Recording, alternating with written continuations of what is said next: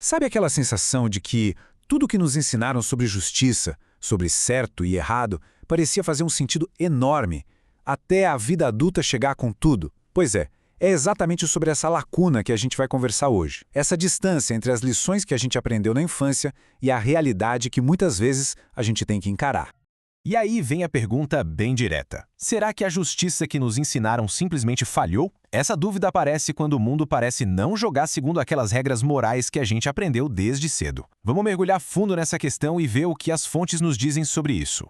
Bom, tudo começa com uma promessa, né? Uma promessa que a gente ouve lá na infância. A promessa de um mundo justo, um lugar onde as regras são claras e as recompensas, de alguma forma, são garantidas. Quem planta o bem, colhe o bem.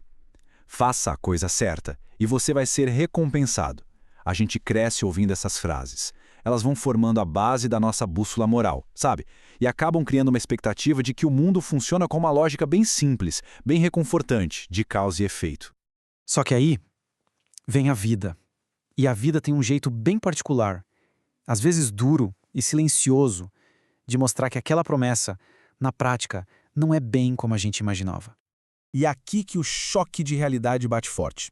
A gente começa a ver pessoas boas sendo traídas, gente que se doa de corpo e alma sendo ignorada.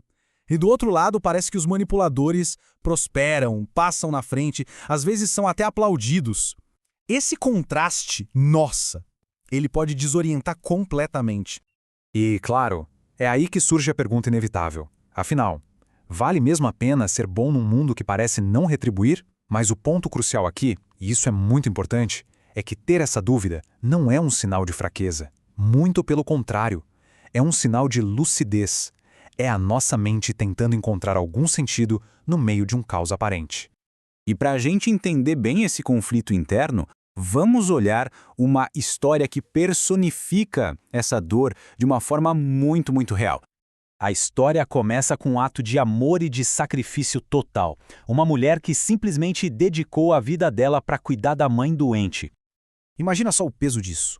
Anos e anos de renúncia, colocando sonhos, a própria vida em segundo plano. Um ato de bondade que não dá nem para medir. E é aqui que vem o golpe. A reviravolta mais cruel que se pode imaginar. Depois que a mãe faleceu, os irmãos, aqueles que nunca ajudaram em nada, em vez de oferecer apoio, o que eles fizeram? Eles a acusaram. É injustiça na sua forma mais pura e dolorosa. E nas palavras dela, a gente sente o resultado. Fiquei com a dor, com a culpa e com o vazio.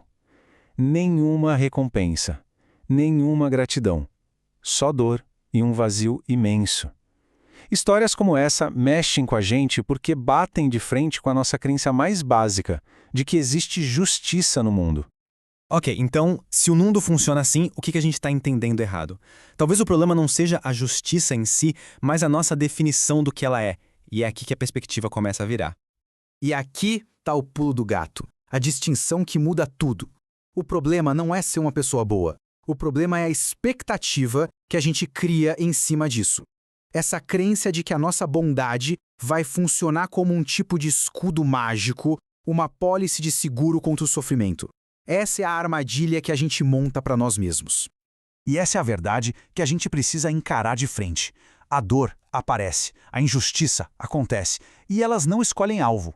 A vida não é uma transação comercial, não é um toma lá, dá cá, onde cada boa ação garante um crédito imediato na nossa conta. Tá, mas então, se não existe esse escudo, se não dá para contar com essa recompensa externa para nos proteger, o que é que nos impede de simplesmente desistir de tudo, de chutar o balde e parar de tentar ser bom num mundo que parece tão cruel? Pois é, a resposta, segundo essa análise, não está lá fora, está aqui dentro. Ela mora em recompensas de um tipo completamente diferente, um tipo que o mundo exterior raramente consegue ver ou medir. As verdadeiras recompensas, sabe, elas não são troféus, não são aplausos, não aparecem no extrato do banco. São os frutos internos da nossa integridade, a consciência tranquila, um coração em paz, aquela capacidade de deitar a cabeça no travesseiro à noite e simplesmente descansar. Eles são silenciosos, são pessoais e, como a gente descobre, são incrivelmente poderosos. E essa é a grande sacada. Mesmo sendo invisíveis para o resto do mundo, são esses os frutos que realmente alimentam a alma. Eles nos dão uma força, uma resiliência que nenhuma validação externa consegue oferecer. Eles são a verdadeira e talvez a única recompensa da bondade. E a gente termina com essa reflexão que fica no ar. Diante da injustiça, do caos do mundo, quando se olha para dentro, quais são os frutos invisíveis que dão força para continuar? A resposta a essa pergunta pode, quem sabe, redefinir completamente o que justiça significa na vida de uma pessoa.